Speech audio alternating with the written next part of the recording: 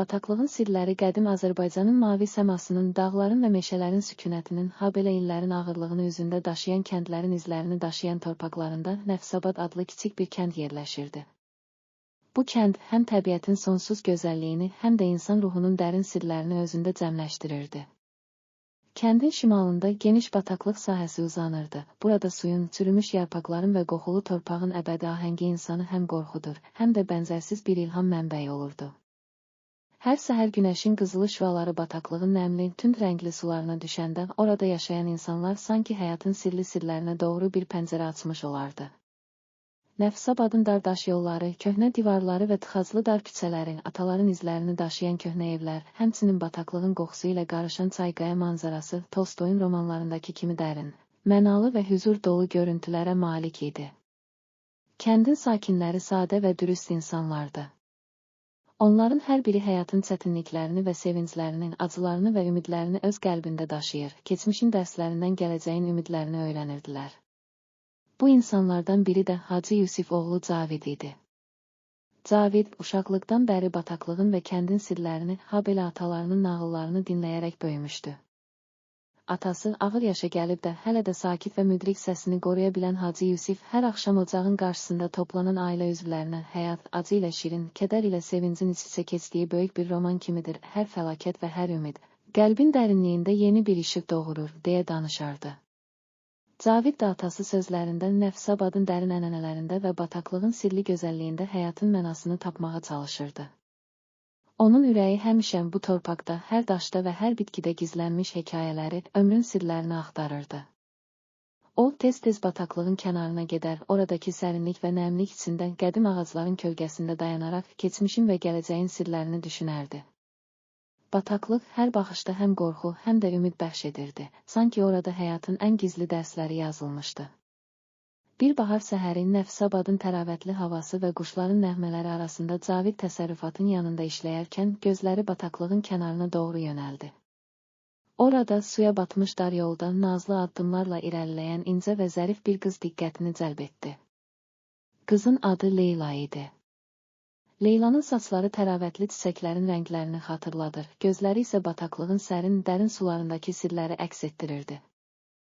İlk dəfə gözləri üst-üstə gəldikdə Cavidin ürəyində sanki uzun müddət unudulmuş arzular, itirilmiş xəyallar və qəlbin ən gizli künclərində yanan bir işıq yenidən alovlandı.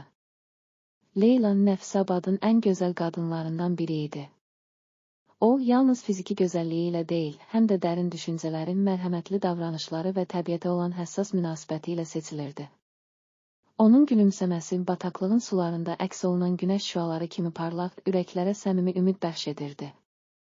İlk dəfə bir-birinə yaxınlaşan Cavid və Leyla arasında yaranan bu ilk baxış, sanki qəlblərin ən dərin sirlərini bölüşmək üçün yazılmış bir nağılın başlanğıcı idi. Günlər keçdikcə Cavid və Leyla kəndin dar daş yollarında, bataqlığın sərinliyini hiss edən kənarlarında və palıd ağaclarının kölgəsində uzun sürətli söhbətlər etməyə başladılar. Hər söhbət Tolstoyun romanlarında təsvir olunan kimi həyatın böyük dərslərini, keçmişin əfsanələrini və gələcəyin ümid dolu arzularını əks etdirirdi. Cavid, görürsən Leyla, bu bataqlıq, bəzən qorxu dolu, bəzən isə ümid bəxş edən bir dünya kimi görünür. Hər damcı su, hər çürümüş yarpaq bizə həyatın kədərinin, amma eyni zamanda ümidin necə doğduğunu da öyrədir, deyə səmimi sözlər söyləyirdi. Leyla isə hər fəlakət və hər sınaq qəlbimizdə yeni işıqların doğmasına səbəb olur. Bu bataqlığın suları kimi həyat da bəzən dərin və qəribə görünür, amma orada gizlənən gözəlliklər, əbədi ümidlər var, cavabını verirdi. Kəndin ətrafında bataqlığın mövcudluğu yalnız təbiətin sərt reallığını göstərməklə kifayətlənmirdi, o, həm də insanın qəlbindəki ən dərin sirləri və arzuları ortaya çıxarırdı. Bir gün Cavid və Leyla bataqlığın kənarındakı kiçik, əyri bir yolda gəzməyə qərar verdilər. O yol nəmli torpaq və çürümüş yarpaqlarla örtülü, bəzən isə çox dərin su hövzələri ilə dolu idi. Hər addımda onlar keçmişin izlərini, itirilmiş ümidləri və həyatın sərt reallıqlarını düşünürdülər. Cavid, hər addımdan bu torpaq bizə atalarımızın, keçmişimizin sirlərini xatırladır.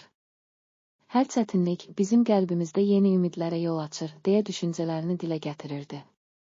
Leyla isə bu bataqlığın suları kimi həyat da bəzən dərin və anlaşılmazdır, lakin orada gizlənən sirləri anlamaq, ürəyimizin ən dərin qatlarına səyahət etmək deməkdir, deyərək sakit və mərhəmətli səsi ilə qəlblərdə iz buraxırdı.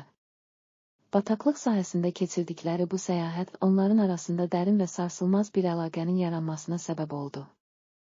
Hər ikisi də bu təbiətin sərt və eyni zamanda cazibədar özü qarşısında həyatın nə qədər mürəkkəb, lakin eyni zamanda möcüzəvi olduğunu hiss edirdilər.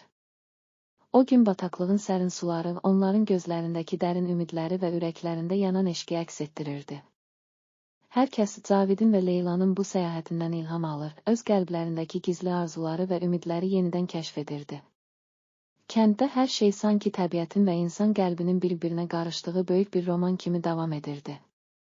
Hər axşam, günəş batarkən və ulduzlar səmanı bəzəyərkən insanlar Nəfsabadın kənarındakı bataqlığın sakitliyinə baxaraq keçmişin dərslərini və gələcəyin ümid dolu arzularını yad edirdilər. Hacı Yusifin nəsilləri atalarının dediklərini və keçmişin hikmətini qəlblərində saxlayaraq hər acı, hər kədər, gələcək üçün bir dərsdir, sevgi isə bu dərslərin ən gözəl və əbədi simvoludur, deyə öz aralarında söhbətlər aparırdılar. Cavid və Leyladan bu günlərdə yalnız bir-birinə olan sevgilərini deyil, həm də həyatın sərt reallıqları qarşısında necə birlikdə güclənə biləcəklərini öyrəndilər. Onlar kəndin dar yollarında əl-ələ gəzir, bataqlığın sərin sularında öz əkslərini görərək, bizim sevgimiz bu sular kimi sönməz, hər fırtınada daha da möhkəmlənir, deyə sözlər söyləyirdilər. Cavidin səmimi baxışları Leylanın dərin düşüncələri ilə birləşərək, kənd sakinlərinin ürəklərində inam və ümidin bir daha doğmasına səbəb olurdu. Bir neçə il sonra Nəfsabadın sakinləri böyük bir mərasim təşkil etdilər. Kəndin mərkəzində qədim divarlara yazılmış ataların sözləri və palıd ağaclarının sərin kölgəsi altında hər kəs keçmişin dərslərini və gələcəyin ümid dolu arzularını paylaşdı. O axşam ulduzların parlaqlığı altında Cavid və Leyla əl-ələ oturub, bataqlığın sularında əks olunan işığı və qaranlığın içində doğan ümidləri düşünürdülər. Cavid sakit səs tonunda, həyat böyük bir roman kimidir, hər səhifəsində dərs, hər sətirində ümid var.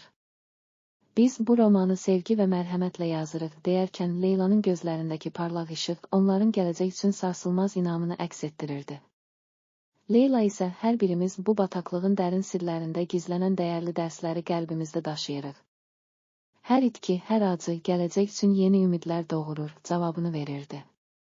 Bataqlığın sərinliyində və kəndin dərin ənənələrində keçirdikləri illər ərzində Nəfsabadın sakinləri həyatın hər çətinliyini sevgi və mərhəmətlə qarşılamağı öyrəndilər. Hər kəs qəlbində atalarının hikmətini və keçmişin izlərini daşıyaraq gələcək üçün ümid dolu arzularını yenidən dirçəltdi. Cavid və Leylanın sevgisi yalnız iki gəncin romantik nağılı deyildi, o bütün kəndin, bütün Azərbaycanın və hətta insanlığın dərin hisslərini, sevgi, inam və ümidin əbədi gücünü təcəssüm etdirirdi. Beləcə ömrün səsləri, ümid və sevginin dastanı adlı bu dastan Nəfsabadın hər küncündən bataqlığın sirləri arasında və ataların dedikləri arasında gələcək nəsillərə sevgi, mərhəmət və sarsılmaz inamın simvolu olaraq iz buraxdı. Hər səhər günəşin qızılı şüaları ilə başlayan, ulduzların səmasını bəzəyən o sakit gecələrdə kəndin hər bir sakinin öz həyat hekayəsini sevgi və inamla yenidən yazdı və hər kədərin ardında gizlənən dərsi ürəklərində saxladı. Bu nağıl yalnız Nəfsabadın və bataqlığın, yalnız Cavid və Leylanın hekayəsi deyildi, o, bütün insanlığın, həyatın əbədi romanının, sevgi və ümidin sarsılmaz gücünün təcəssümü idi. İnsanlar keçmişin dərslərini, ataların hikmətini və təbiətin sükunətini öz qəlblərində daşıyaraq, hər fırtınadan sonra yenidən doğan işığı, hər acı anın ardında gizlənən ümidləri və sevginin əbədi izini tapdılar. Beləcə Nəfsabadın geniş bataqlığının, dağların və meşələrin əhatəsində həyat Tolstoyun romanlarında təsvir olunan kimi böyük, dərin və ziddiyyətlərlə dolu olaraq davam etdi. Hər kəs öz içindəki işığı taparaq həyatın hər anını sevgi ilə, mərhəmətlə və inamla yazmağa davam etdi. Bu dastan bütün torpağın sirlərini, insan ruhunun ən dərin arzularını və gələcəyin ümid dolu səhifələrini əbədi olaraq xatırlatdı və nəsillərə öyrətdi ki, hər acı, hər kədər sevgi ilə aşılır və insan qəlbində əbədi bir işıq kimi parlayır.